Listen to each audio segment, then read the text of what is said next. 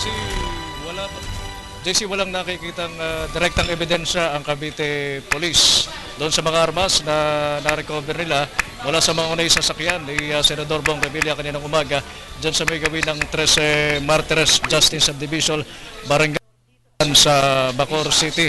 At ayon dito kay Cavite Police PIO Chief Superintendent Romel Estolano, ang focus nila ngayon ay ang masiyasat ang mga armas na nasa umunoy pangangalaga ng senador at ito ay kanilang nakuhang tip mula sa isang concerned citizen.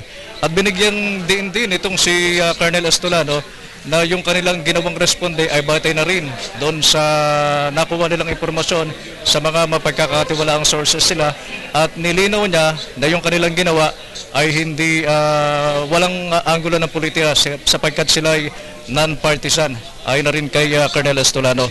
Ang dagdag pa nitong si Estolano na subject pa rin ng plain view search yung sasakyan ng 5 NBI operatives na umano'y tinawagan ni Senador Revilla na kanyang hininga ng saklolo after the incident.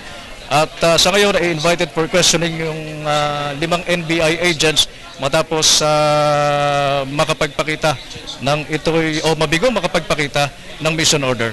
Pakinggan natin si Senior Superintendent Romel Estolano, ang hepe ng PIO ng Cavite Police. Ganun.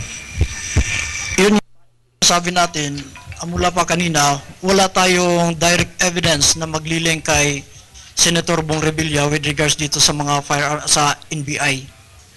So yung focus lang natin sa police operation, purely doon sa mga firearms.